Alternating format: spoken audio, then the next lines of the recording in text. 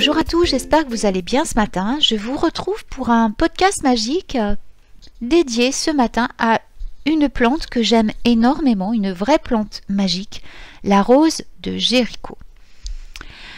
J'ai eu la chance de recevoir une magnifique rose de Jéricho en cadeau l'an dernier, dans un colis de Noël très witchy que m'avait fait parvenir ma petite sorcière Francesca. Au passage, salut ma puce, j'espère que tu vas bien. Voilà, au milieu de toutes les magnifiques choses witchy qu'elle m'avait envoyées, un chaudron pour boire mon café, des petits baumes maison, des livres magiques, voilà. Et un petit oracle, et ben j'ai eu la joie de découvrir une rose de Jéricho, une magnifique rose de Jéricho. Ça faisait super longtemps en fait que j'avais envie d'en avoir une. Donc j'étais vraiment enchantée. La rose de Jéricho, c'est vraiment une plante extraordinaire qui représente l'immortalité. C'est une plante qui se dessèche complètement, c'est-à-dire qui réduit complètement ses besoins vitaux pour survivre jusqu'à ce qu'elle ait trouvé un nouveau lieu de vie pour s'implanter et pour revenir à la vie. C'est absolument extraordinaire. Alors je vais vous parler un petit peu dans ce podcast de la rose de Jéricho, de son histoire et ensuite de l'entretien, comme vous allez voir, qui est hyper simple, de la rose de Jéricho. Alors, la rose de Jéricho, il faut savoir qu'il y a en réalité deux roses de Jéricho. Il y a deux plantes qui portent ce nom. Elles sont toutes les deux appelées plantes de résurrection.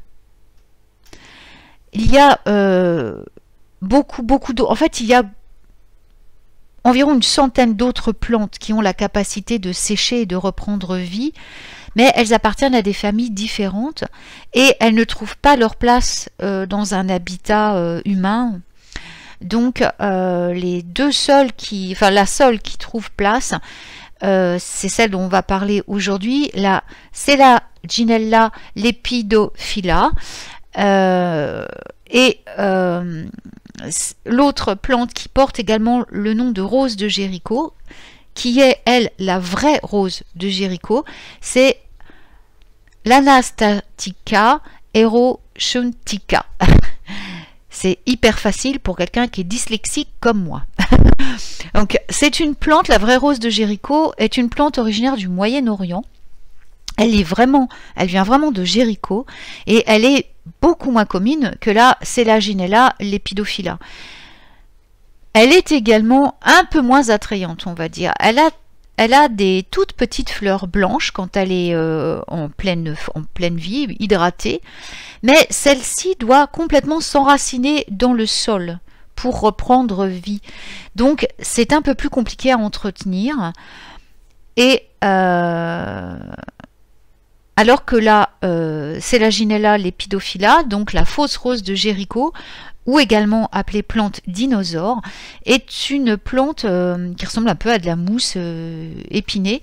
Elle se trouve dans le désert de Chihuahuan au Mexique, au Nouveau-Mexique et en Arizona. Et elle est beaucoup plus facile à trouver que la vraie rose de Jéricho. Elle est également beaucoup plus facile à entretenir puisqu'elle n'a pas besoin de s'enraciner. Voilà, alors maintenant on va passer à l'histoire, enfin, je vous fais un abrégé, il n'y a pas non plus énormément de choses à dire, voilà, mais sur donc l'histoire de la rose de Jéricho. Donc, les plantes, en fait, ces plantes de résurrection, dont fait partie la rose de Jéricho, sont de puissantes métaphores de la vie, de la mort, de la renaissance. Il n'est donc pas surprenant qu'elles apparaissent également de nombreuses fois dans des romans, dans des poèmes. Et les métaphores ne s'arrêtent pas là. Naturellement, cette plante symbolise la résurrection, la renaissance, la longévité, la santé dans de nombreuses religions du monde. Dans le houdou, dans la Wicca, dans la Santeria, dans le Yoruba, dans le catholicisme et dans beaucoup d'autres religions. On dit dans de nombreuses traditions, dont celle que j'ai citée, que la rose de Jéricho appelle la richesse, qu'elle est protectrice, qu'elle porte chance et qu'elle absorbe l'énergie négative. Et dans certains sorts vaudou, elle est utilisée pour ressusciter un aspect de la vie d'une personne, comme la romance ou dans la prospérité. Ces sortilèges ont été ensuite étendus à d'autres pratiques magiques de witchcraft. Voilà. Par exemple, en voodoo, on utilise cette plante pour des sorts de prospérité en ajoutant 5 pièces à l'eau utilisée pour faire revivre la plante. Ensuite, on prend cette eau et on en badigeonne les fenêtres et les portes pour apporter la prospérité dans la maison. Dans certaines autres religions, comme la religion cubaine Santeria, la rose de Jéricho est souvent utilisée par contre comme une offrande spirituelle. Dans le christianisme, elle est utilisée en décoration de Noël et de Pâques, puisqu'elle symbolise la résurrection du Christ. Partout dans le monde, beaucoup d'humains chérissent leur plante de Jéricho et la transmettent de génération en génération, ce qui est extraordinaire, c'est une plante qui ne meurt jamais. Donc, bien entendu, en ce qui concerne la médecine et les sciences, vous pensez bien que la rose de Jéricho ou les plantes de résurrection en général sont des plantes totalement inhabituelles, donc elles attirent l'attention de la communauté scientifique. Donc, les scientifiques étudient ces plantes pour mieux comprendre ses propriétés de résistance à la sécheresse, ce qui pourrait éventuellement conduire à des cultures plus résistantes à la sécheresse et aussi à un système agricole beaucoup plus durable. Et à savoir que la rose de Jéricho n'est pas non plus étrangère à la médecine. La médecine traditionnelle égyptienne utilise l'Anastatica erosuntica pour traiter la fatigue et les hémorragies utérine. Donc ça, c'est la vraie plante de Jéricho. Au Mexique, la fausse plante de Jéricho, donc là, c'est la Ginella lepidophylla, est utilisée pour accélérer le travail et la vitesse de renaissance et la plante, pour accélérer le travail, pardon. La vitesse de renaissance de la plante, elle, est parfois utilisée pour prédire l'issue d'un accouchement. Donc là, on part plutôt de médecine magique.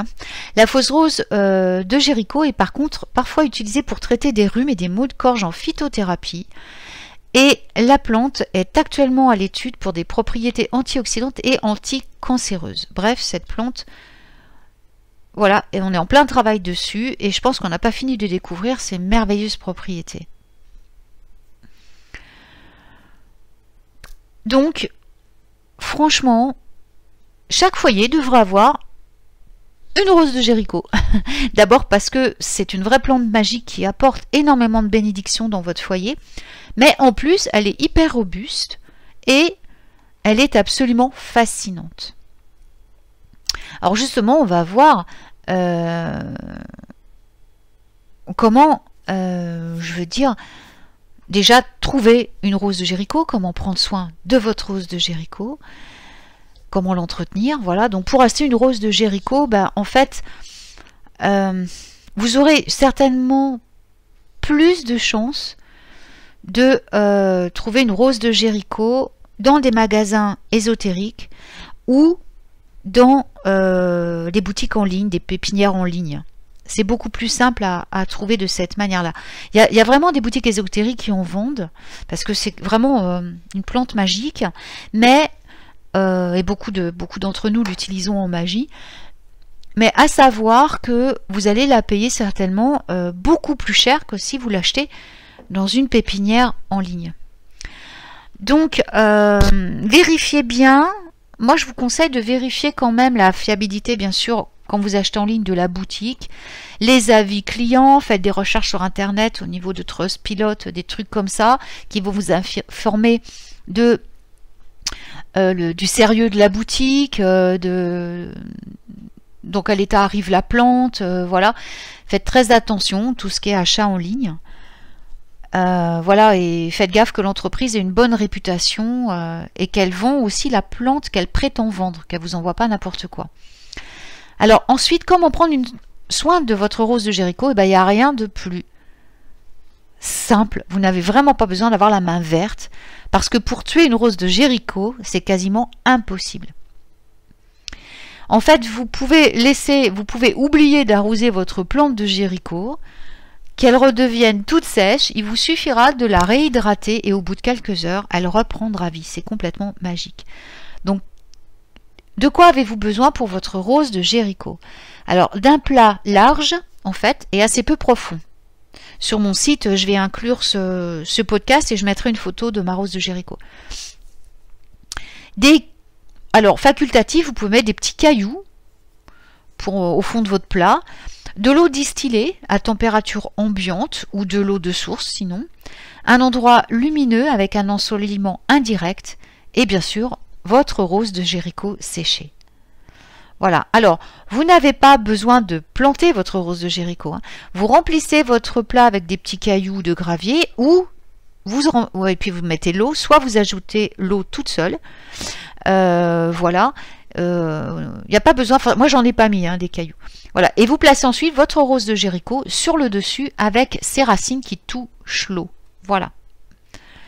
En fait, les cailloux servent plutôt à équilibrer la plante. Puis vous la mettez en lumière indirecte et vous attendez. Voilà. Si vous n'avez pas, donc, comme je le disais, d'eau distillée, eh bien prenez de l'eau de source ou sinon vous laissez votre eau du robinet se reposer pendant toute une nuit pour que le chlore ou les produits chimiques se déposent au fond de la bouteille avant de l'ajouter à votre plante. Comment dire? Donc il faut changer l'eau de votre rose de Jéricho tous les jours. Bon, si vous oubliez, c'est pas grave, hein, mais c'est quand même mieux de la changer tous les jours, de la garder propre. Donc vous préparez votre eau fraîche tous les soirs, le matin vous égouttez le plat et vous ajoutez l'eau fraîche. Surtout, il ne faut quand même pas trop arroser votre rose de Jéricho. Et ce que je vous conseille aussi, c'est de retirer la plante de l'eau toutes les semaines environ pour lui permettre de se reposer. Voilà.